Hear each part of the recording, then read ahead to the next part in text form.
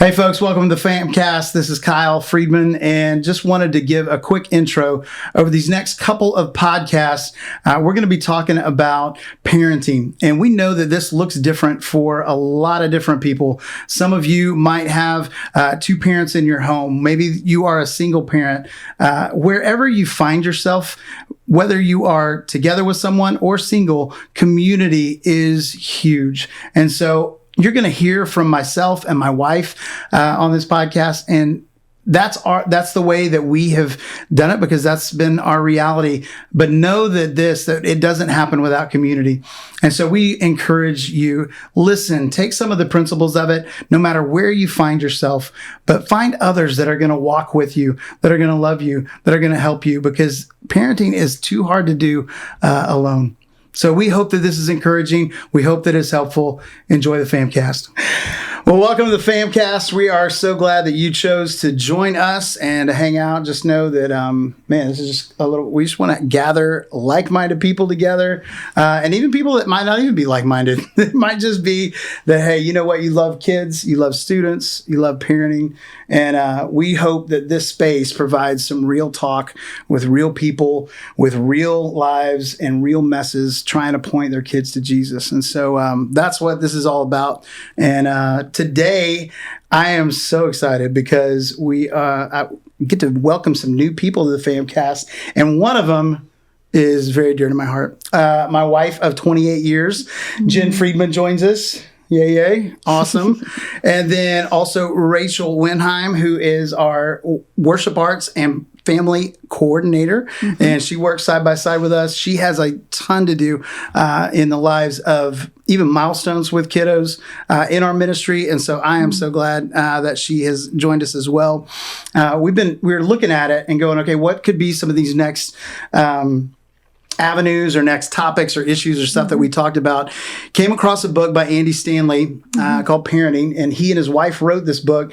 And through the years, I think Andy Stanley, at least for us, has been something. It's one of those people that writes in a way that you go, oh, I could have said that, or I could have written that in it. I mean, here's this man who is the pastor of a church of thousands, and one of the things that I loved about it was like, he valued his family enough that even when they were planning the church and beginning it, he said, you know what? I need to be home at 4:30, which is like unheard of when you start a business.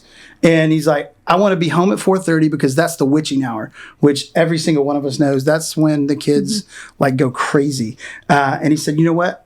I know that the job requires more of me, but my first ministry is in my family. And so he would choose during that season to come home and drop whatever he had. And that was the first time for me that I looked at it and I went, oh, okay, I want to listen and pay attention. And so when he wrote a book, I thought it would be great over the next couple of podcasts for us to just kind of dive into that, read it a little bit, give some insights. Maybe it's some tips. Maybe it's some stuff that people would connect with. So yeah.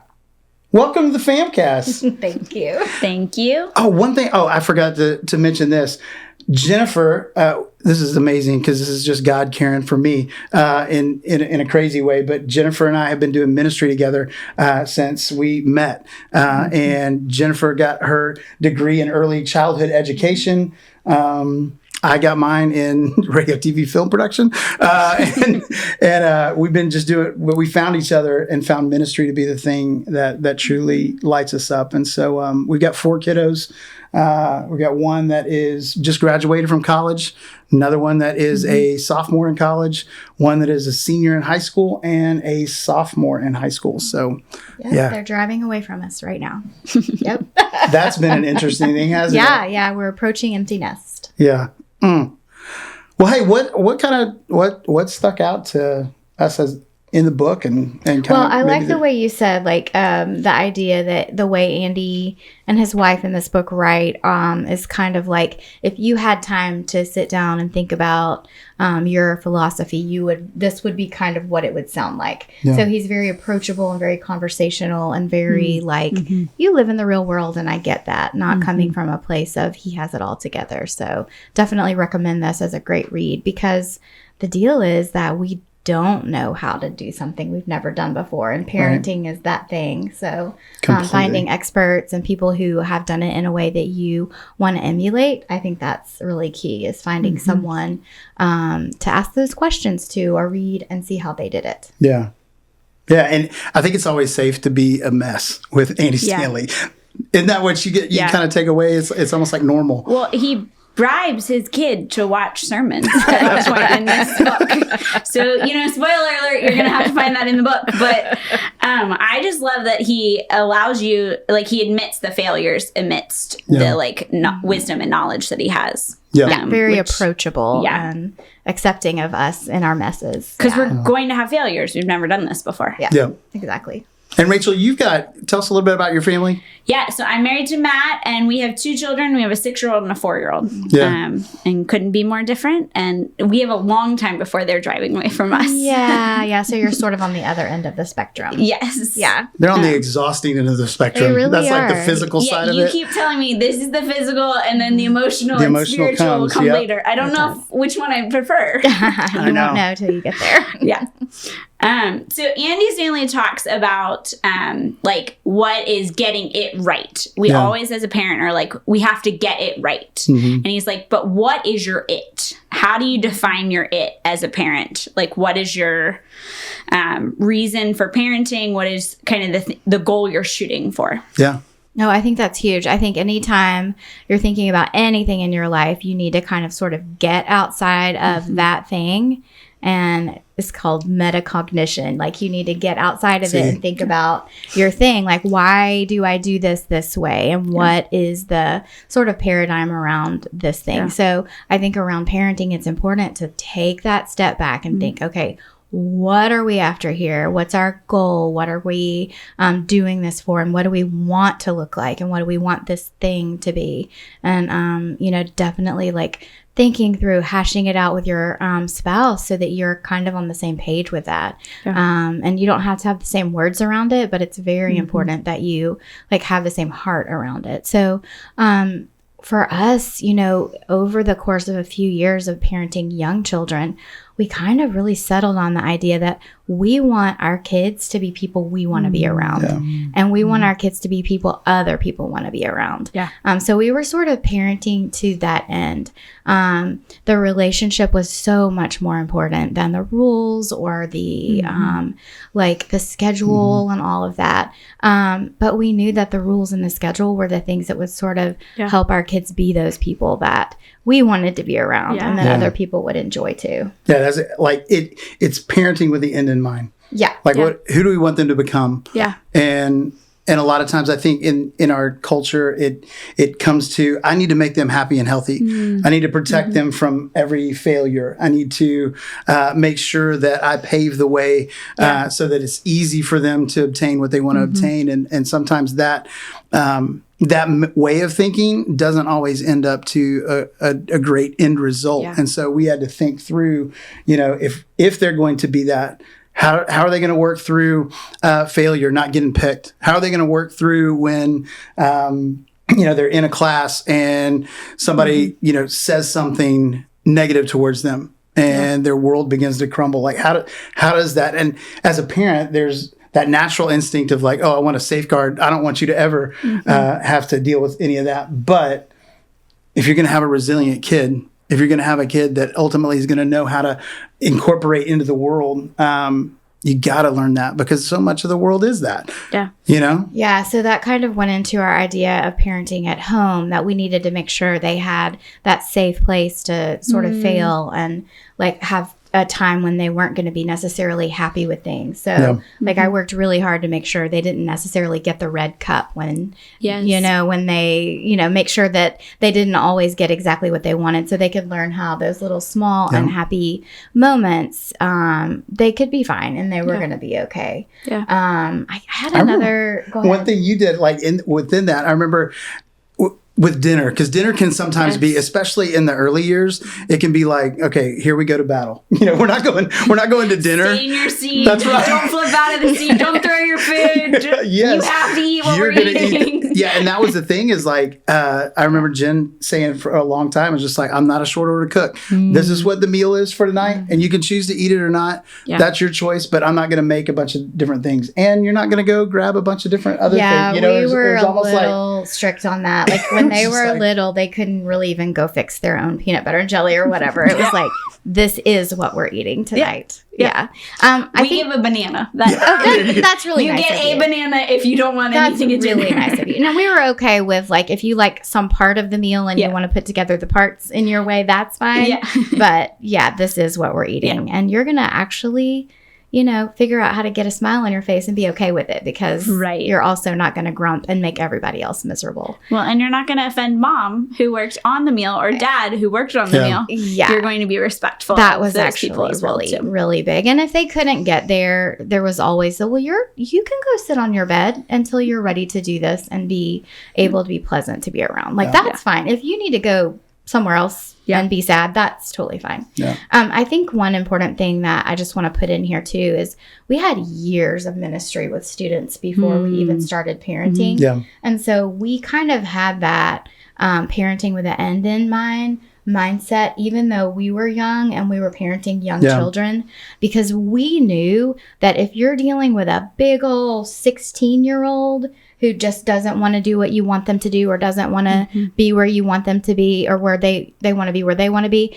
then you don't have any recourse if you don't have their hearts. And so we knew that like while they're little, you have to work on that because when you can physically help them do what you want them to do, then you can actually win that battle. But when they're big and 16 and driving and all that, then if you don't have their hearts and you don't have their respect and you can't say, I need you to do this now and here's why, then you're lost. Like you can't make that thing happen at that point if you haven't won the battle when they're really little. And letting them know too that they aren't the center of our world.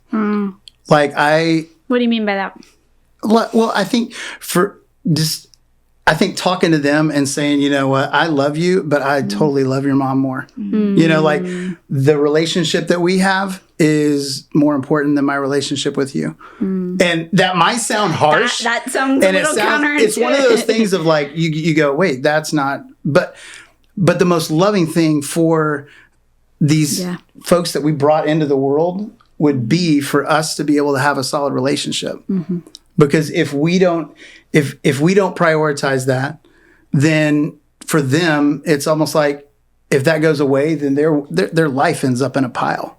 Yeah, it's a different world. And it can be destructive. If mom and dad are not together. Correct. And so it's like, it's hard for that. And so, but I wanted them to know, and there's times there's times that I think in our marriage too, where it's like, we liked each other, but there was points where we'd go, I like you a lot right now, but I don't love what you're doing. Or I love you, but I just don't like you. Yeah. Strike that, reverse it. All that good stuff. Yeah. So, but I think that's what they needed to know, was just that the most important relationship that was between us, and that they were folding into a family. They weren't becoming the center of the family. Yeah, I think Andy says a couple things about that in the book. He says that we were a family before we had children. And so getting that mindset of it was you and I who started the family, and then they were welcomed into it. But then the other thing is that while we love them and we do want them to be happy and we want them to feel like they have a safe place in our family, that our priority is each other and our marriage relationship. And that kind of is one of those things that no kid would ever know they want until it's taken away. And so we knew that it was important that they understood that our relationship was most important and that we were going to be on the same page. Yeah. Because as they kind of get through the different sort of years of development, they're going to try to push themselves into more that, like, trying to get approval from you for something that they knew I would say no to. Right. And so they needed to know going in that we were on the same page. And so we just had a few things around that in our home. Like, that was just kind of one of the things that you don't do. Yeah. Like, if you could try it, but that's going to be a game changer for you if you go to dad to try to get permission for something that mom said no to. So, that meant that we needed to have time that we could back up from the kiddos and make sure we were on the same page and make sure that our message was the same too. Yeah. And, we don't always do great at that. And there's always going to be one parent that is a little more squishy with some things than the other. And even now they'll come to me and say, Mom, can I have a 20? And they'll not come to you for it. Yeah. But they'll, they'll come to me to talk about their grades, but they'll not come to you to talk about their grades. Sometimes my communication comes across as yelling, and I don't understand that. But he actually talks about that in the book. He does. It's like they hear me in a different way, and I'm like, I did not yell. Your words are heavier. Yeah, that's how he talks about it. Yep.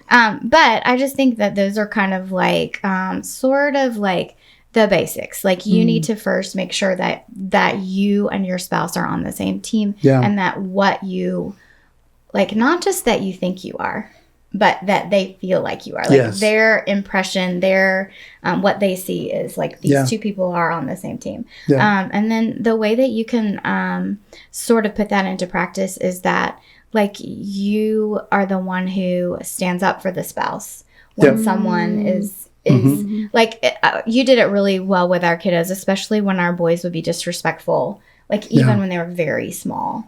You would get them in your lap and you would talk to them how mommy is very special to you and that you don't like it when they talk to mommy like that because it hurts your heart. And that their job is to honor mommy and they don't honor mommy with those kinds of words. And that, you as the daddy would make sure they understood, I can't let you talk to mommy like that. Right. So how can we fix this? How can we make this right with mommy? And that was super important. And then like as the kids got older, like that message may need to be a little more intense, but we really never had to deal with super disrespect from the kiddos as they got like past those training years. But it was because that was sort of ingrained that we honor mommy and dad's got her back. I don't want to cross that. So you guys are a huge sports family. We like football around your house. We do.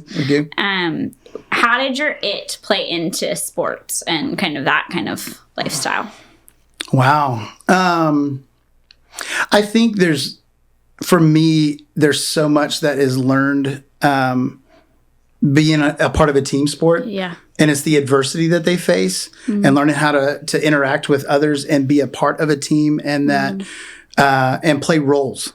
Because it's like not everybody gets to play the exact position that they want to play in that. And so I think there's a ton of life lessons that go with that. And so we wanted them to be a part of that, but we never wanted that to dominate as well. And so they didn't play until 5. Well, that's what I was going to throw out there is this is a little countercultural and maybe not for everyone, but we did have 4 little kids who were like when the 4th was born, the oldest was 5. And so we definitely made decisions that may be different than some people would make.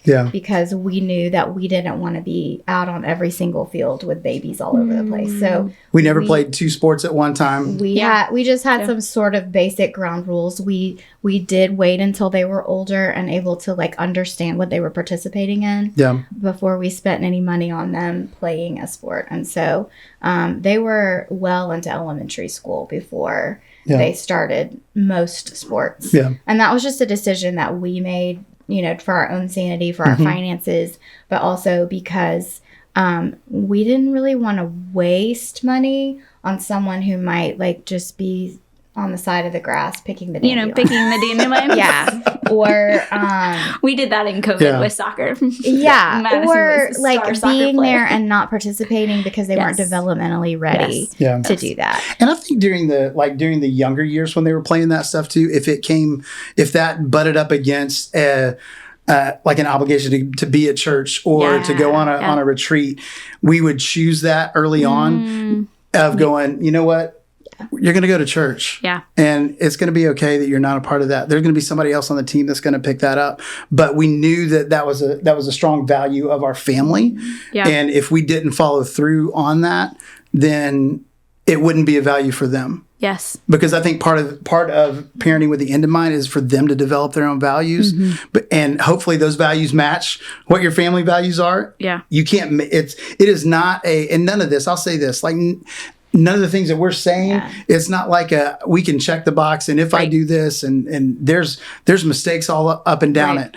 But I think we've got to do our best to be able to put out, hey, this is a value. And so when that bumps up against a value, our faith journey wins over sports.